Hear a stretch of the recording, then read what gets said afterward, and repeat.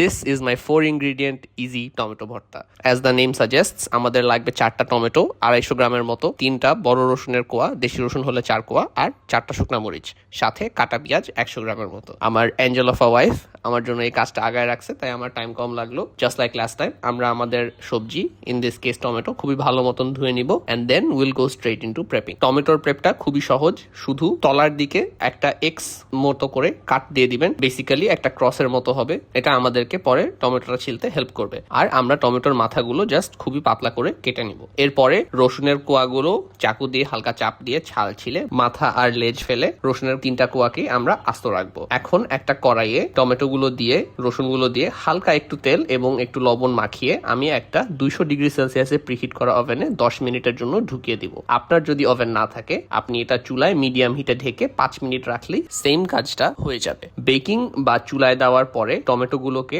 আর রসুনের কোয়াগুলোকে কড়াই থেকে সরায় অন্য একটা বাটিতে ট্রান্সফার করে ছিলে ফেলবেন। টমেটোর ছালগুলো ইজিলি চলে আসার কথা। এরপরে খালি কড়াইয়ে তেলের সাথে কিছু এক্সট্রা লিকুইড দেখতে পারবেন, এগুলো টমেটো থেকে বের হবে বেকিং অর চুলায় দেওয়ার সময়। সেই সেম কড়াইটাকে আমরা আবার চুলায় হাই হিটে দিয়ে দিব এবং তেলের মধ্যে পানিটা একটু ছিটা শুরু করবে। এই পানিটা কিছু দূর কমে আসলেই আমরা আমাদের শুকনো মরিচগুলো তেলে দিয়ে দিব এবং এটা ভাজি ভাজি হওয়া শুরু করবে। শুকনো মরিচগুলো মচমচা হয়ে গেলেই আমরা আমাদের কাটা পেঁয়াজটা দিয়ে হাই হিটে নাড়তে শুরু করব এবং লবণ অ্যাড করে দিব। এটা আমাদের পেঁয়াজটাকে তাড়াতাড়ি কুক করতে হেল্প করবে। হাই হিটে আমরা পেঁয়াজটাকে 4-5 মিনিট নাড়াচাড়া করলেই এরকম ব্রাউন কালার হয়ে যাবে এন্ড এরপর উই আর অলমোস্ট ডান। এখন এটা ভাজা হওয়ার সাথে সাথেই গরম তেল এবং পেঁয়াজটি ডাইরেক্টলি যেই বাটিতে টমেটো রেখেছিলেন সেই বাটিতে ট্রান্সফার করে দিবেন। প্লিজ বি কেয়ারফুল, এটা গরম অবস্থাতেই করতে হবে, না হলে স্বাদের কিছু তারতম্য দেখা যেতে পারে। এরপরেই লবণ এবং কিছুটা চিনি অ্যাড করে আপনারা জিনিসটাকে ভালো মতন ছেনে নেবেন। এটাকে গরম অবস্থাতেই ছানতে হবে, এটার কোনো অপশন নেই। যদি আপনারা হাত দিয়ে ছানতে